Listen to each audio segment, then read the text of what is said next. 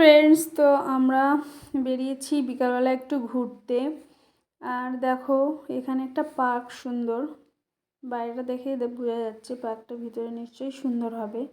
তো অনেকটাই লেট হয়ে গেছে আমাদের বেরোতে, আর এক্ষুনি সন্ধ্যা নামবে, তার জন্য আমরা আর পার্কে ঢুকিনি, কেননা একটু পরেই বন্ধ হয়ে যাবে, সবটা ঘুরতে পারবো না। আর আমরা এইখানে চলে এসেছি ঘুরতে। দেখো চারিদিকটা কত সুন্দর, দুই দিকে জলকর। আর আমি যে আগের ভিডিওটাতে বলেছিলাম, এখানে বিকালের পর থেকেই এত লোকজনের ভিড় হয়, মনে হয় যেন মেলা বসেছে। তো প্রত্যেক দিনই এরকম ভিড় হয়। তাই এখানে আমরা ঘুরতে চলে এসেছি সবাই মিলে, আমাদের মেয়ে, জামাই আর আমরা। তো এখানে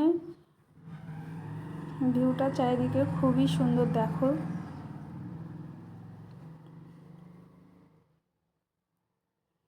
আর এখানে একটা স্পেশাল চা পাওয়া যায়, তো খেতে নাকি দারুণ। তো আমরা যাব, এবার খেয়ে নেব চাটা। আর এই যে এই গাড়ির মালিককে খুঁজে পাওয়া যাচ্ছে না, কারোর জানা থাকলে একটু বলবে। সবাই মিলে সেলফি তুলে নেওয়া হচ্ছিল। এই যে সেই বিখ্যাত চায়ের দোকান। তো চারিদিকে ভিড়টা শুধু দেখো।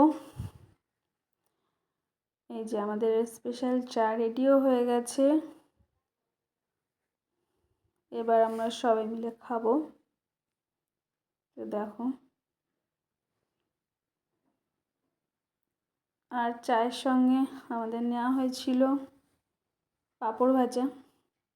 তো সত্যি চাটা দারুণ ছিল। আমি অনেক জায়গায় চা খেয়েছি, এরকম চা কোনো জায়গায় খাইনি। এখানকার চাটা বেশি সুন্দর লেগেছিলো, বেশি টেস্ট লেগেছিলো। এই যে আমরা সবাই পাঁপড় ভাজাও খেয়ে নিচ্ছি। এরপরে আমরা আরেকটা জায়গায় ঘুরতে যাব, তার আগে এইখানে চারিদিকটা ঘুরে নিয়েছিলাম আমরা।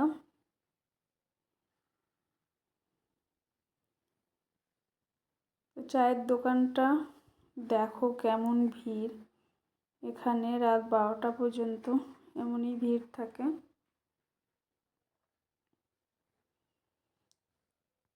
ঘুরে নিয়ে তারপরে আমরা যাব মামার বাড়ি। আর এখানে দেখো সিগারেট ধরানোর সিস্টেমটা দারুণ লেগেছে আমার। যারা যারা সিগারেট খায় এখান থেকে জ্বালিয়ে নিচ্ছে। আর গাড়ি পার্কিংটা দেখো, দেখেই বুঝতে পারবে কেমন ভিড় হয় এখানে। তো আমরা চলে গেছিলাম মামার বাড়ি, তো পাশেই মামার বাড়ি আমাদের। আর মামার ছেলে দেখো এখানে একটা পাখি এনেছে কোথার থেকে, ছোট্ট বাচ্চা ছিল, পাখিটা অনেকটাই বড় হয়ে গেছে এখন। তো পাখিটা এখানেই থাকে, ওই যে মামার সাথে গল্প করছে ও। পাখিটা এখানেই থাকে, দেখো ওর মাথায় সে বসেছে, আর এই খাটেই শোয় পাখিটা।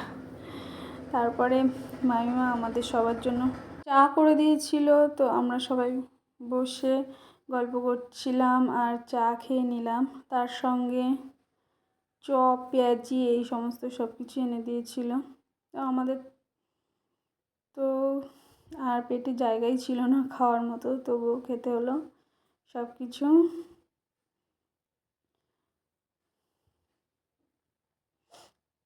তারপরে মামি থাকতে বলছিল, রাত্রে খাওয়া দাওয়া করে যেতে বলছিল। এই যে দেখো মামি সব কিছু নিয়ে এসে রেডি করে দিয়েছে, তো আমরা বলছিলাম খাবো না, তো মামি বললো না খেতে হবে।